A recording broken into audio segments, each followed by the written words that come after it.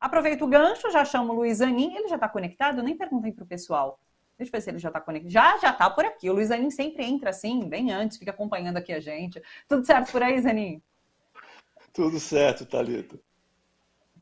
Fala pra gente, você viu Cine Marrocos? O que você achou? Eu vi que você Vi, viu sim, vi porque sim. lá no próprio trailer tem o seu comentário, né? Aparece ali, Luiz Anin.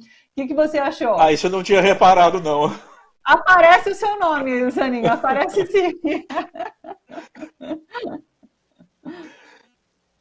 Diga pra gente, o que você Mas, achou? Você achou mas, legal? eu, Você achou mas eu vi bacana? sim, Toca? achei legal. Eu vi esse filme também, como eu tinha feito com outro filme que eu comentei aqui, O Alvorada. Eu vi duas vezes o filme. Eu tinha visto no festival É Tudo Verdade, quando ele foi vencedor, e revi agora para relembrar o filme, assim, detalhes tal, para a estreia dele, né? Para escrever meu texto crítico sobre ele. E é um daqueles filmes que também, como Alvorada, ele cresce na revisão, porque é um filme muito sofisticado, muito original. Ele é muito bonito. O Calil tem razão, ele não está legislando em causa própria, dizer que o ideal de ver esse filme é realmente numa tela grande, num cinema que a gente sabe que é problemático, né, na atual circunstância nossa do desastre sanitário desse país aqui. Mas ele é um filme concebido para isso, e ele foi feito numa época em que pandemia era um assunto de ficção científica. Ninguém imaginaria que a gente hoje estaria nessa situação. Ele é muito bonito, e ele é uma homenagem ao cinema, né? Ele é uma homenagem ao cinema, como o Calil lembra, isso para os mais antigos vão lembrar, o Cine Marrocos era talvez o cinema mais luxuoso do país na década de 50, né?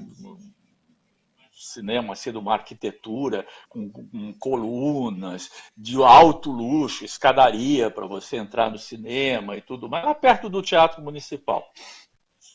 E ele sediou esse festival, que foi o Festival de 1954, Festival de Cinema de 1954, que foi um festival organizado para comemorar o quarto centenário da cidade de São Paulo.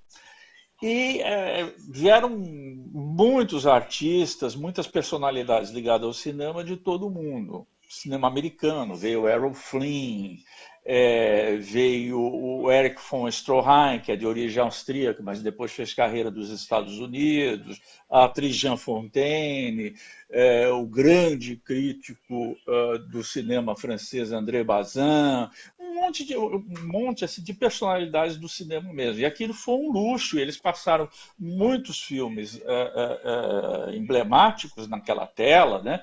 E o Calil tem essa ideia, que é uma ideia bastante original, de vincular o glamour do cinema, expressado pelo Cine Marrocos em sua época áurea, né, à questão social do sem-terra, né, que é algo que dificilmente você faz a aproximação de uma coisa, de uma dimensão com a outra. Né? E ele consegue fazer isso aí de uma maneira absolutamente genial, que eu acho, sabe?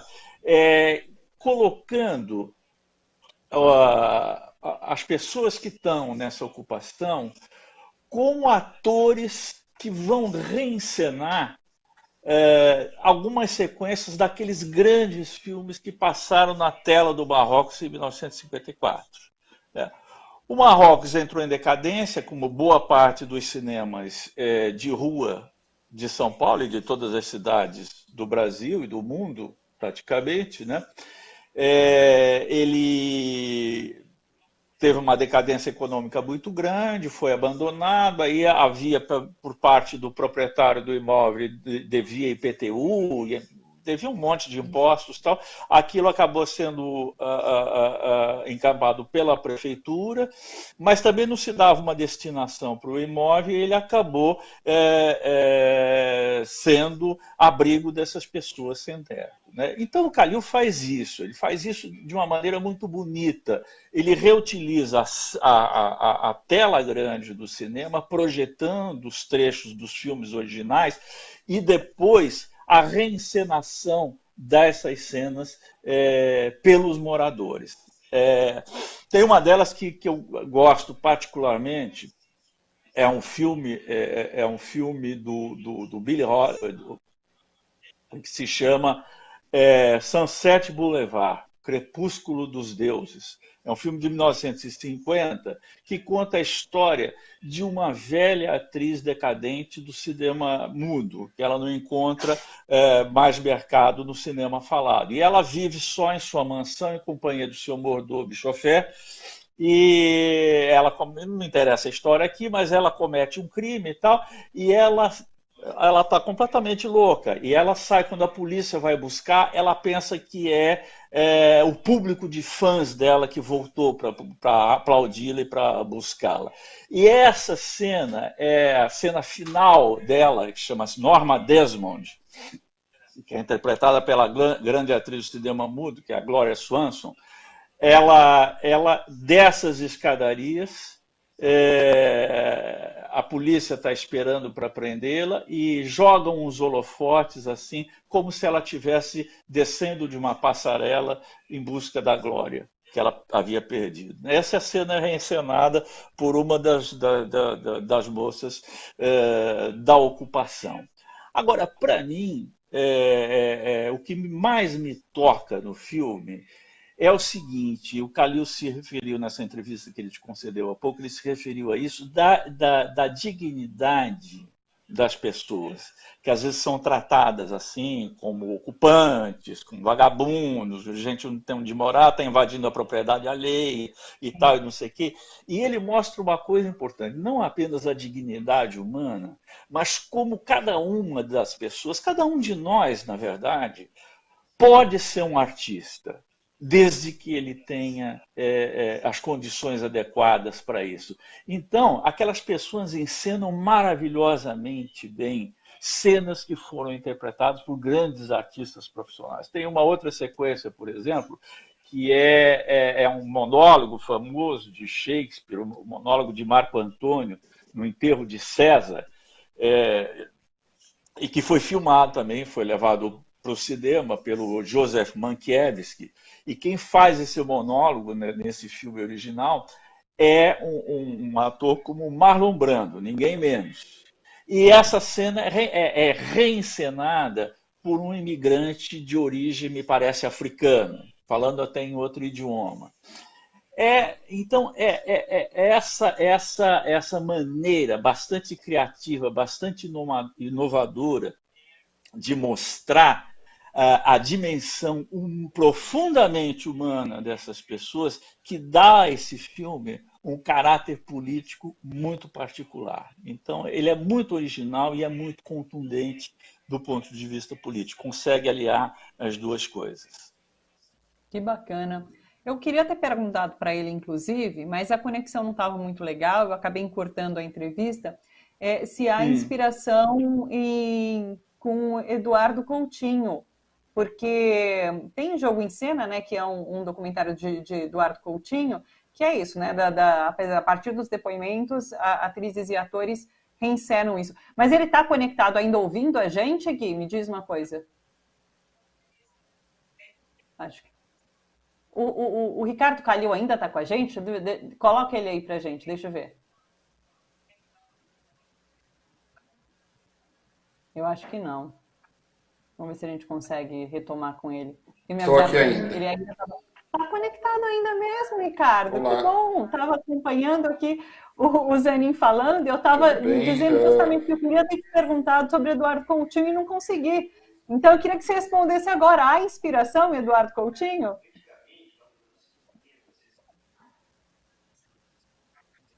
Deve ter caído a conexão. A conexão com ele tá bem ruinzinha. Você conseguiu me ouvir, Ricardo? Você me ouve agora, Thalita? Não. Eu tá consegui, picotando a conexão muito. Tá ruim, mas eu aproveito para falar duas coisas. Assim, uma é o Zanin, pelo olhar muito carinhoso e atento ao filme, generoso. A segunda coisa que eu queria agradecer assim, voltar aqui para esse espaço e dizer assim, o Coutinho é uma referência muito forte para mim em tudo. Esse filme é montado pela Jordana Berg, que montou mais de uma dezena de filmes de Coutinho e 5 filmes meus, que é uma honra. Ela, quando viu o material, achou que lembrava 3 filmes do Coutinho. O Jogo de Cena, que você falou, pela brincadeira entre realidade e ficção. o Moscou pelo processo artístico que é registrado, e o Edifício Master pelo dispositivo da limitação geográfica do filme. Assim, né? Então ela falou que lembrava esses 3 filmes, lá quando eu conversei a primeira vez com ela, mas é claro que, naturalmente, eu preciso tomar muito todinho assim, para me colocar ao lado do Coutinho. Assim, então, deixa eu fazer mais uns 30 filmes para merecer essa referência, mas agradeço a gentileza dos dois. Que bacana. Obrigada, Ricardo. Que bom que você estava conectado aí com a gente, que conseguiu responder mais essa, viu? Zanin, quer fazer algum comentário? Eu acho que o Coutinho é o mestre de todos os documentaristas, e é mestre nosso também da crítica cinematográfica, porque ele é uma referência muito grande, né? O jogo de cena que você citou, Thalita, e que o Ricardo Calil falou que foi uma das 3 referências coutinianas, vamos dizer assim, para a feitura do filme, é realmente uma revolução dentro do documentário brasileiro, né? Você lembrou, são pessoas que contam suas histórias, né? Pessoas anônimas que contam suas histórias, mas a partir de um certo momento, essas histórias passam a ser reinterpretadas por atrizes profissionais, né? E há um momento em que você já não se dá conta mais do que era uma fala original da pessoa, do quanto que essas atrizes estão trazendo dentro dessa fala também a sua experiência, né? Isso pode ser visto no filme do Ricardo também, né? Na verdade, cada reinterpretação de alguma coisa, de alguma cena, é uma nova releitura. E esses novos artistas que ele descobre lá dentro da ocupação também dão de si naquela reinterpretação de cenas famosas. Uma das quais eu citei aqui, uma cena tão famosa quanto o clássico discurso de Marco Antônio no enterro de Júlio César. Realmente essa dimensão política também, de que a arte não é um privilégio de elites, mas a arte pertence a toda a comunidade.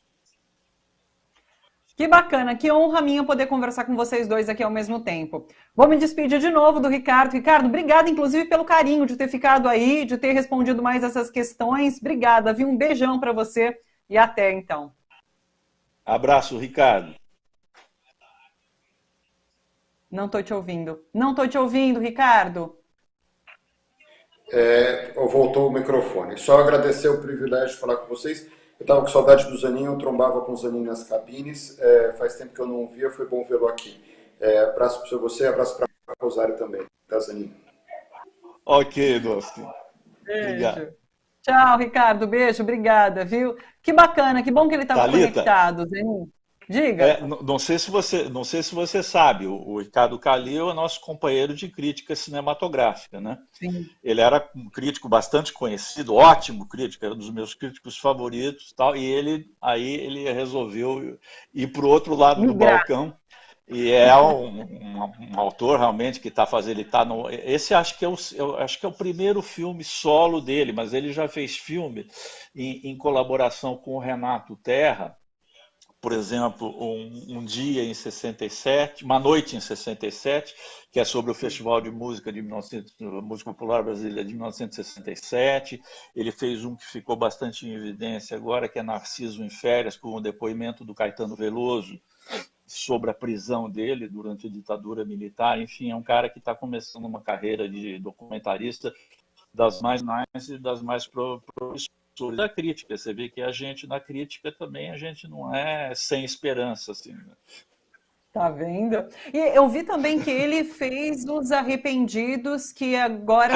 Os Arrependidos. Na verdade, agora desse ano, né? De 2021. Exatamente. Uma próxima a gente conversa sobre isso com ele. Também tem uma super história. Uma super história. Esse filme é absolutamente incrível. Em outra ocasião, a gente conversa sobre ele.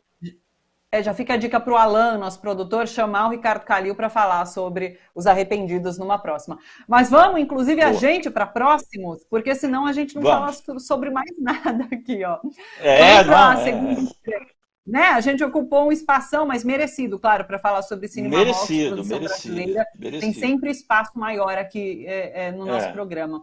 Mas vamos falar é. sobre essa outra estreia nos cinemas, que é Verão de 85. Fala um Uhum. pouquinho sobre, a gente vai rodar umas imagens aqui para quem quiser, então, conhecer Verão de 85.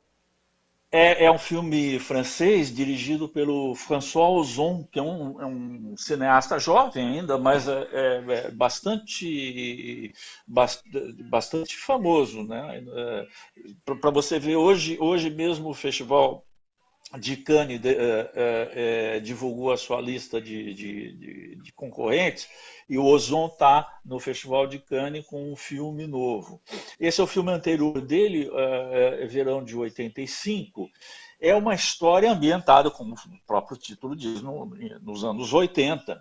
O interessante quem for ver esse filme vai apreciar um visual diferente do que a gente está acostumado hoje em dia. E isso é explicável pelo seguinte: o Ozon ele filmou em película, coisa que raramente se faz hoje em dia, que é tudo digital, mas ele filmou em película para imitar o registro fotográfico dos filmes dos anos 80. Então a gente vê algo diferente lá que se deve a exatamente esse procedimento dele.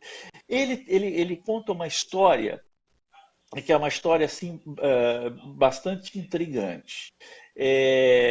Nas primeiras cenas, a gente vê um jovem que a gente vai conhecer ao longo do filme, que é conduzido por um policial preso. A gente não sabe, não tem ideia no começo do que está acontecendo. Se ele está sendo conduzido para uma prisão, se ele está sendo conduzido para um julgamento, é algo bastante misterioso. Mesmo porque ele, o personagem, se dirige à tela, quer dizer, quando o personagem se dirige à tela, se dirige ao espectador, dizendo que vai contar a história de por que ele está ali e o que aconteceu. E algo que tem a ver com morte, com cadáveres, com algo meio tétrico. Você fica com a pulga atrás na orelha e fala: esse cara cometeu um crime, está sendo julgado, ou já foi julgado e está indo preso. E então a história começa a se desenrolar em um flashback, né? Ele é um menino que se chama Alexis, que é interpretado por um rapaz chamado Félix Lefebvre. E ele tem 16 anos e vive num balneário na Normandia, no litoral francês, litoral atlântico francês. E ele sai com um barco e ele é pego por uma tempestade e ele naufraga e ele é salvo por um rapaz um pouquinho mais velho. Ele, um rapaz chamado David, que é interpretado pelo Benjamin Voisin, que é outro jovem talento francês. E eles desenvolvem uma amizade, né? Uma amizade que vai desde o envolvimento amoroso até a rivalidade e uma série de histórias paralelas e que vão deixando a trama cada vez mais intrincada. Eu achei esse filme muito parecido a alguns filmes dos anos 80 mesmo, filmes de suspense, de thriller, né? E que tem aquela trama que você não consegue adivinhar o próximo passo. O filme não é, de maneira nenhuma, previsível, né? Ele sempre te mantém em suspenso, né? E vai preparando um desfecho cada vez mais surpreendente, né? Eu achei muito boa a maneira como o filme é dirigido. Assim, esse François Ozon é um cara que tem o domínio da técnica cinematográfica assim, de uma maneira muito expressiva. Esses jovens talentos são muito bem dirigidos por ele, né? E o filme tem uma credibilidade assim bastante interessante, né? Eu acho que é um filme do cinema francês que a gente às vezes não está muito habituado a receber por aqui. É um filme que não tem nada de muito intelectual. Nós comentamos a semana passada um filme chamado Alice e o Prefeito, você se lembra? Sim. Que tinha muito mais dados intelectuais, de leitura, de política e tudo mais. Esse não. É sobre a relação de dois jovens e de como essa relação pode ter seus altos e baixos, seus momentos assim de clareza e de obscuridade. É um filme que desce a alma humana e é muito bem interpretado. Então é um filme que eu achei bem legal, eu recomendo, acho que é um filme que vale a pena ser visto.